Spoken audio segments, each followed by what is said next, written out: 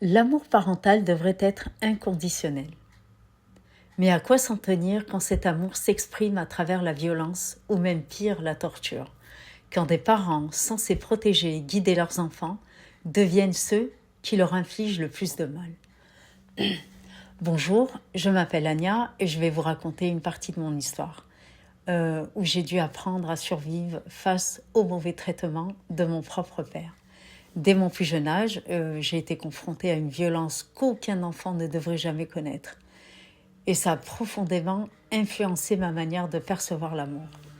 Ce que j'ai vécu était bien plus que des coups physiques. C'était une destruction progressive de mon identité. Et cette violence ne se limitait pas qu'à moi. Mes frères et sœurs aussi la subissaient. Et ma petite sœur ainsi que mon petit frère n'y ont pas survécu. À ce sujet, j'en parlerai dans une autre vidéo. Et trop souvent, on était témoin de ce que ma mère endurait elle aussi en tant qu'adulte. Souvent, mon père l'attrapait par ses longs cheveux, qu'il nouait à sa main, et la traînait jusqu'à sa chambre, et on entendait les cris de cette pauvre femme qui se mêlait au bruit des coups. On aurait dit qu'il y avait un tremblement de terre. Ce lieu censé être dédié à l'intimité, sous sa brutalité, c'était un espace de destruction. Parfois aussi dans la cuisine, les casseroles, les assiettes et les bols s'envolaient dans tous les sens, projetés par sa colère. Ma mère, qui s'y trouvait pour préparer le repas, elle voyait tout son travail anéanti en quelques instants, subissant une fois de plus cette furie sans raison apparente. Mais vraiment, il n'y avait pas de raison qui justifierait ces actes. Juste parfois, un habit était mal rangé, le repas n'était pas à son goût, etc. Mais ça ne justifie pas ce genre de violence. Voilà quoi. Il y a des moments où la peur devenait si palpable que je ne savais pas si j'allais survivre à la journée. Pourtant, je suis encore là pour en parler. Alors, le rôle naturel d'un parent est de créer un environnement où les enfants peuvent grandir enveloppés d'amour dans la sécurité et en confiance. Mais dans certains cas, cette responsabilité, elle est complètement renversée. Et c'est plus une question de manquement aux devoirs parentaux, ça va au-delà de ça. On pourrait même le voir comme une trahison de l'essence même de la parentalité. Comment comprendre qu'un enfant peut prétendre aimer son enfant tout en étant la source de sa destruction? Cette confusion crée un chaos émotionnel chez l'enfant. Il aime cette personne qui lui a donné la vie, tout en la craignant. Et je ne pense pas que ces comportements défectueux soient des erreurs. Ils sont une forme de violence qui brise non seulement l'esprit de l'enfant, mais aussi l'empêche de se développer sainement. Alors, que peut-on prétendre à ces actes destructeurs?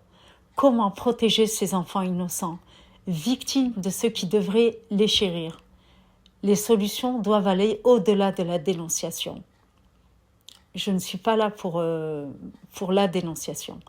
Elles doivent impliquer un éveil de la conscience de la société pour éradiquer ce fléau et offrir aux enfants un refuge où leur voix peut être entendue et surtout leur donner la possibilité de se reconstruire après avoir été brisés par ceux qui étaient censés les aimer.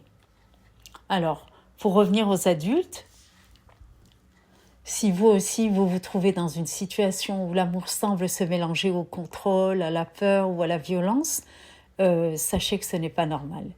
Il est essentiel de remettre en question toute relation qui nous fait douter de nous-mêmes. Il faut prendre du recul et se poser les bonnes questions pour comprendre si la relation que vous vivez est saine ou destructrice. Par exemple, est-ce que je me sens en sécurité et respectée dans cette relation ? Ai-je peur de dire ou de faire certaines choses par crainte de la réaction de l'autre? Est-ce que je suis constamment dans la peur, même quand je fais de mon mieux? Est-ce que cette relation me permet de m'épanouir ou au contraire, est-ce qu'elle me détruit? Et ces questions peuvent vous aider à éclairer votre situation. Je vous encourage à prendre un moment pour y réfléchir. Si vous ressentez ce doute, cette peur, cette impression de ne jamais être à la hauteur, c'est peut-être le signe qu'il est temps de vous reprendre en main. L'amour ne justifie jamais la violence, ou pire, la torture. Je sais combien il est difficile de sortir de ce désarroi, Mais sachez que vous avez le pouvoir de reprendre le contrôle de votre vie.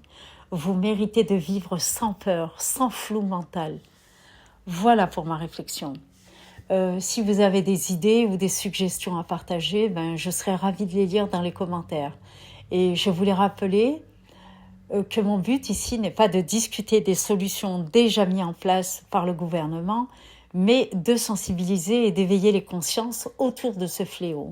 Ensemble, en échangeant et en prenant conscience de ces réalités, on peut agir pour réduire ces abus et offrir à cette jeunesse blessée un avenir meilleur.